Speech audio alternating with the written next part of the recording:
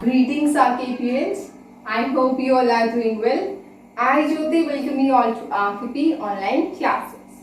And today's video we will be studying our next chapter, that is our unit 10, and the name of our chapter as everyone can see on the board, it is Kathmandu. And it has been written by Vikram Singh. Kathmandu is an extract from a travelogue. The name of the travelogue is From Heaven Lake. Heaven, everyone must be knowing, paradise. Clear? Where there is peace, where there is happiness, a place where there is beauty all around, not even a sign of sadness. Clear? That is heaven. Now it is a travelogue. Clear? This chapter is actually a travelogue. Now what is a travelogue? Everyone must have heard about the word blog, where people write their thoughts, their views, their experience regarding any food, regarding their hobby, regarding books, novels, their interest, music, dance. Similarly, where people write about their traveling experience, that will be called a travelogue. Clear? So this chapter is actually a travelogue written by Vikram Seth. Now who is Vikram Seth? Vikram Seth is an Indian novelist as well as a poet. Clear? He is a novelist as well as a poet. Now I have told you it is a travelogue. Now where was Vikram Seth traveling? Because it is a travelogue, obviously Vikram Seth might have written about his experiences. So Vikram Seth has been a student of University of China. After studies, he will have to return to India, obviously. So when he will return to India, he will have to cross Tibet, Nepal, and then he has to come to India. Clear? So in his travelogue From Heaven Lake, he has written about his journey from China to India via Tibet and Nepal. Clear? And as the title itself suggests, Kathmandu, in this chapter we will be getting to know about Kathmandu, or we can say Nepal in general. Now let me give you some interesting facts about Nepal. You must have heard about World Heritage Site. World Heritage Sites. What are World Heritage Sites? World obviously suggests that belongs to the entire world. A particular nation or a state doesn't have control over that thing. Clear? Now heritage means something that should be preserved. And if we are preserving something, obviously it has to be of high value, it has to be invaluable. Clear? And sites we are talking, then obviously I am talking of area or any landmark. So let's combine those three things. What do we get? World Heritage Sites are areas or landmarks that are of immense value to the humanity. Either they are rich in art, either they are rich in culture. Overall, if we say, they are highly prestigious for the humanity and they are preserved by UN, means there are communities under UN. United Nations controls all these things and they are under their control, and they will decide how to organize these sites, how to preserve them. All the decisions has to be taken by the community that has been authorized by the UN. Clear? So in Nepal, there are total of 10 World Heritage Sites. In Nepal, there are 10 World Heritage Sites, and out of those 10, 7 alone are of Kathmandu. 7 World Heritage Sites belong to Kathmandu out of the 10 that are in Nepal. Clear, everyone? Another interesting fact, let me tell you. Kathmandu was earlier known by another name. The name was Kantipur. And what is meaning of Kantipur? It means city of glory. It means city of glory. Isn't it interesting? Obviously, it is city of glory. Therefore, only 7 World Heritage Sites are there in Kathmandu. Obviously, it is worth visiting. Okay, another thing that I would like to tell you is that it is believed. It is a myth. Myth means can't be proved. It is believed by people in general that it has, before a city, Kathmandu has been a lake that used to be full of lotuses. It has been a lake earlier that used to be full of lotuses. Clear? Later it turned into a city. Means that lake disappeared or somehow it dried up and then it turned into a city. Clear? So I have given you few interesting facts. The rest, it's up. Now you have to do the rest of the things. You will have to search other interesting facts about Kathmandu and then we'll take it up in the class. Let's see how much you can explore, how much you can use the internet that you have in your hand. It is a resource as well. Clear? So make full use of the internet and let me see how many of you can explore other interesting facts about Kathmandu. So now let's begin with the chapter. So everyone get ready with your books. I hope you are already there with your books and pencil in your hand and obviously your notebook for the important points of the chapter. So we are at page number 127 and we will be beginning with before you read. Do you like traveling? It's a question.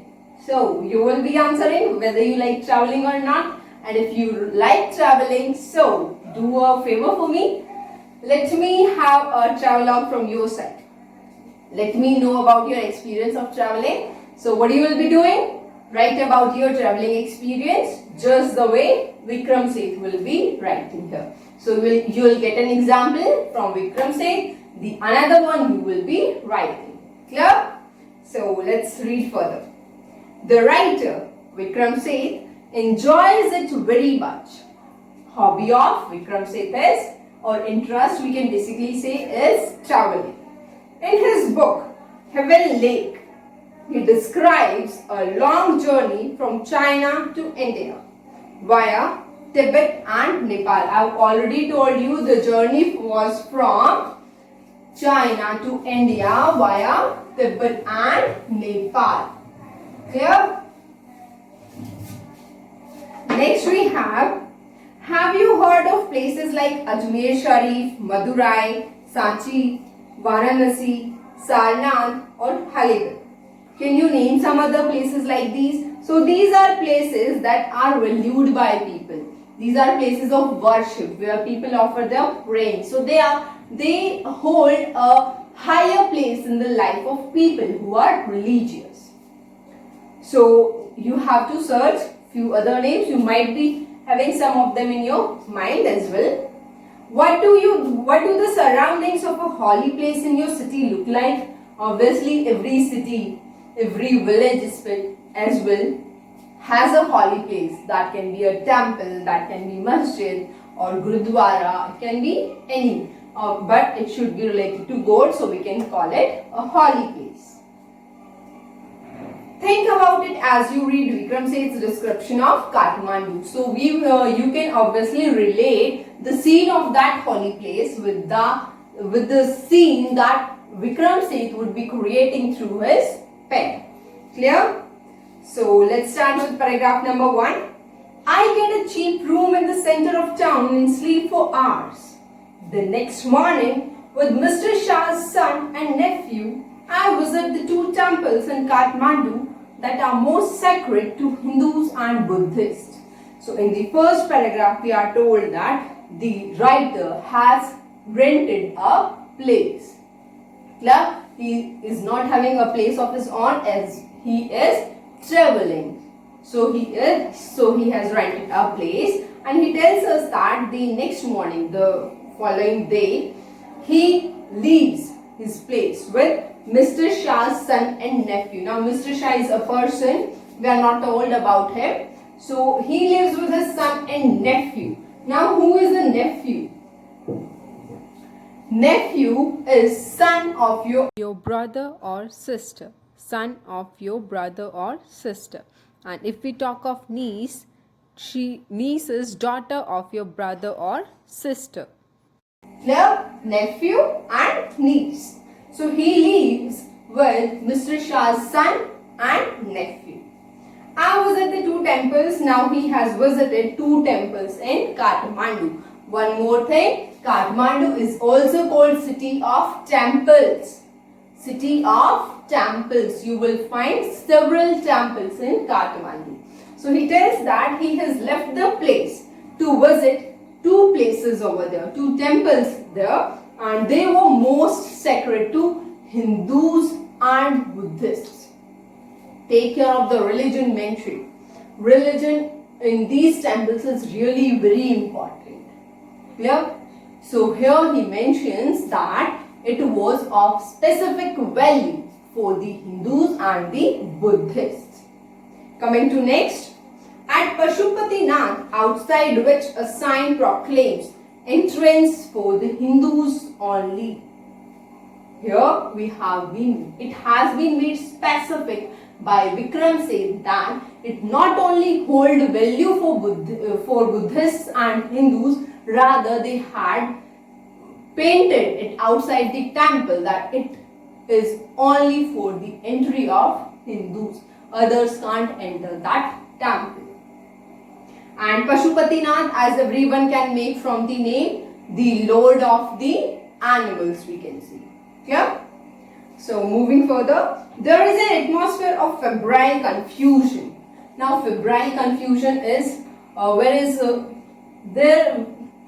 you can say a lot of chaos is there. Someone is running over here, someone is going over there, no one is caring what the other person is doing. They are busy in themselves, and that too, their activities are that of the actions done in hurry. Yeah, so everyone is just racing from here to there, and they are just creating a chaos. It doesn't look like things are patterned or they have been divided in sectors. There was complete confusion. One can't segregate the things over there. Priest, hawkers. Priests means the people who offer. There is a particular person in every temple who looks after the idols, who prays before them, who offers the morning and evening prayers. And hawkers like we see, people who have a cart of their own and they put things on that and they sell. Clear? They shout the names of the things they are having and they try to sell them. Devotees, people offering prayers to God. Tourists, people who have come from other places to visit that place. Cows, monkeys, pigeons and dogs roam through the grounds.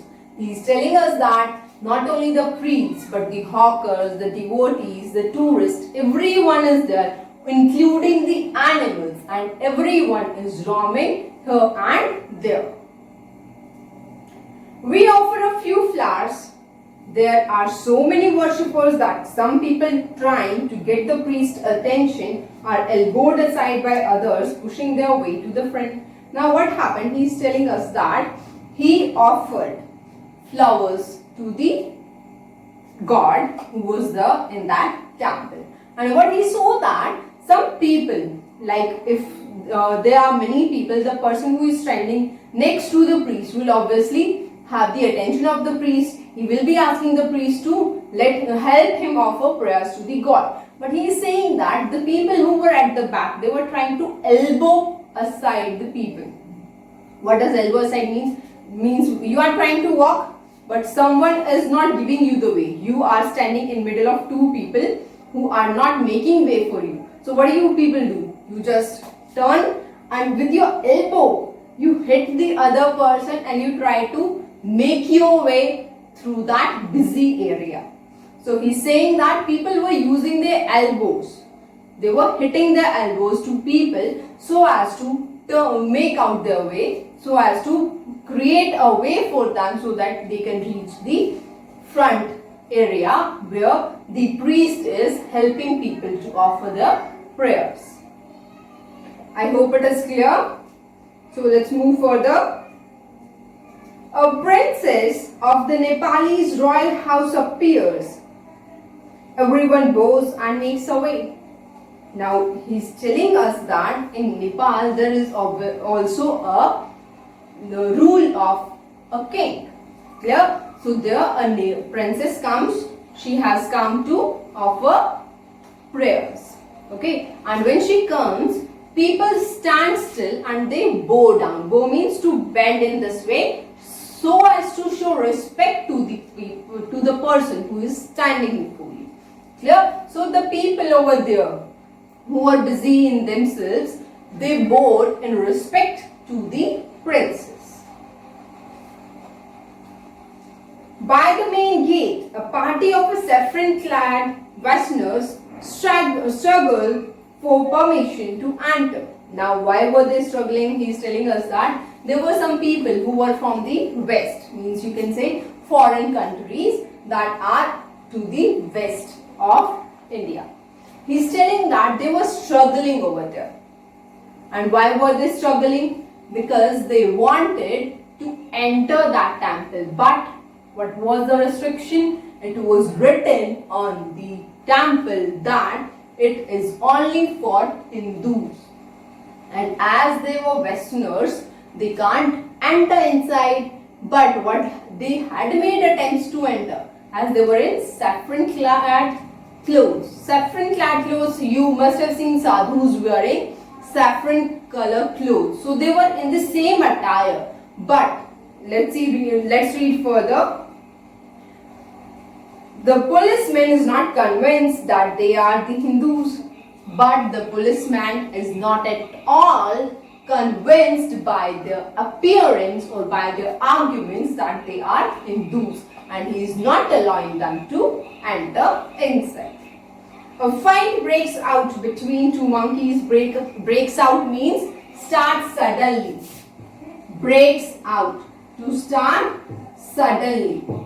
So he is telling us that just then he sees that two monkeys started fighting all of a sudden. One chases the other, who jumps onto a shivling, then runs screaming around the temples and down to the river. Now he is saying one is chasing the other one. Chasing means to follow someone in order to catch.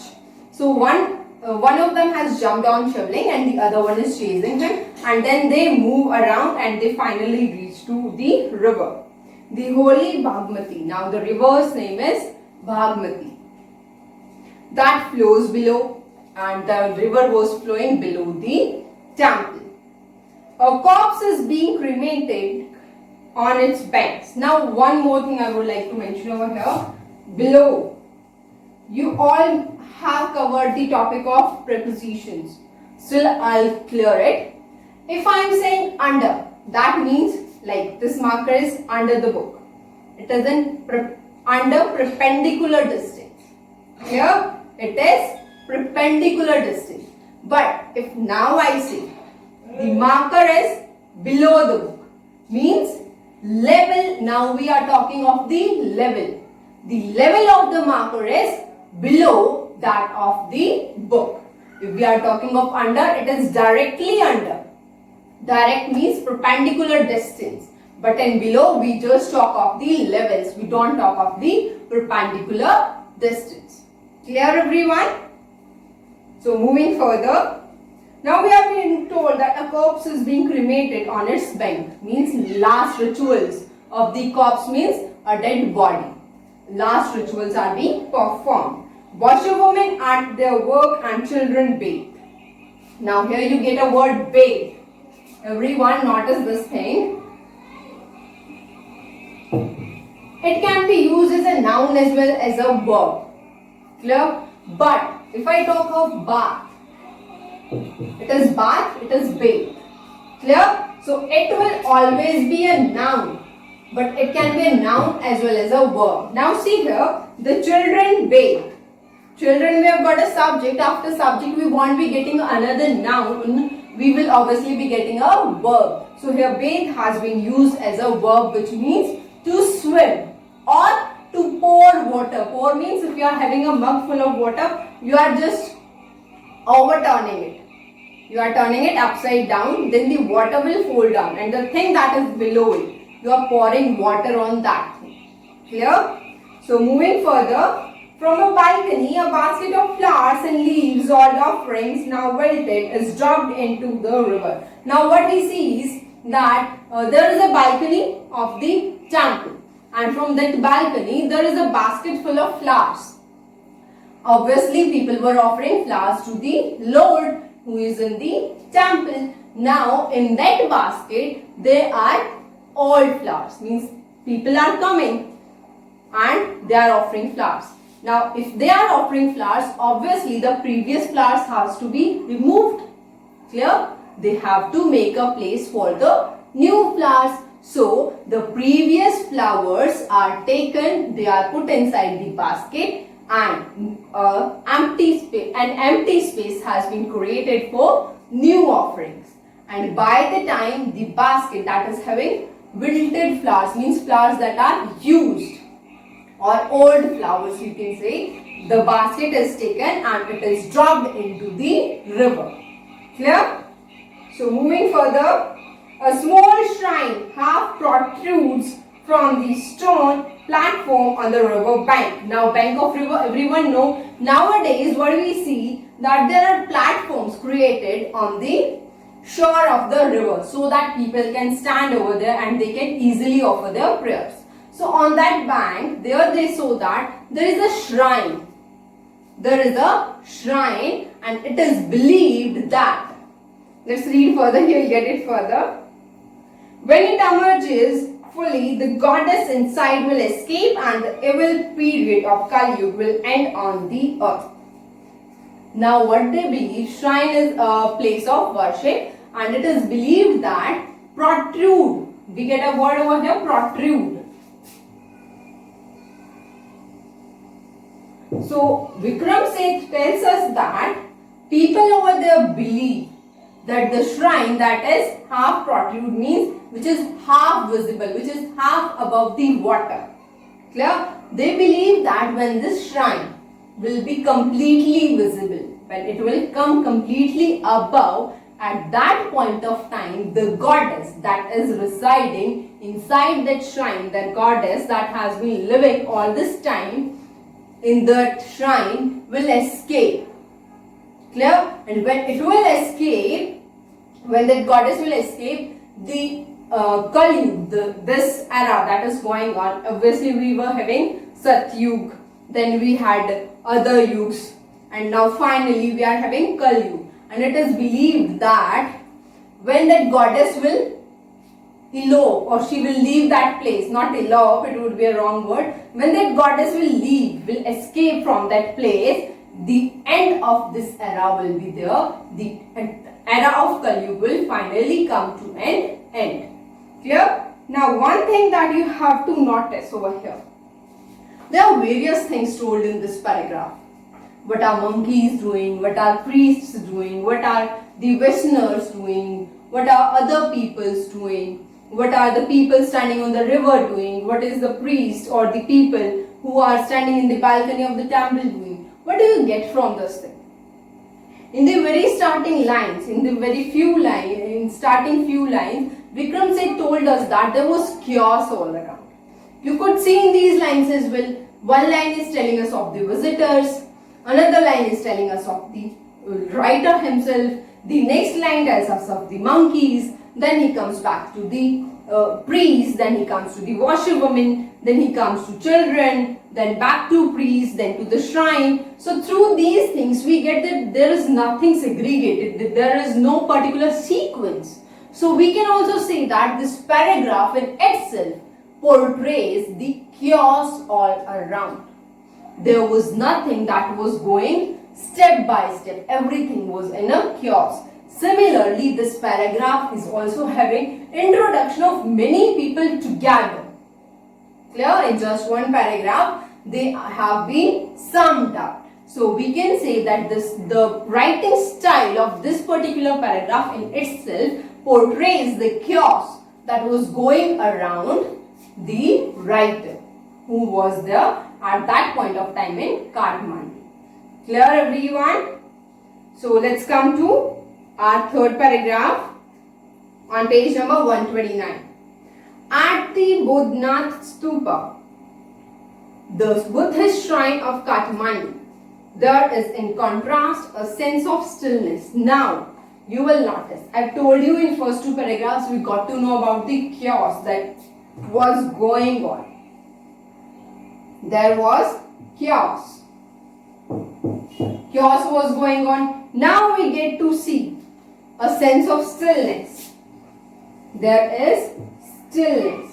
So these two things will obviously stand in contrast with each other. They are opposites of each other. Clear? And what is this place? This is Bodhnath Stupa. And it is a Buddhist shrine. That is a sacred place for the Buddhist in particular.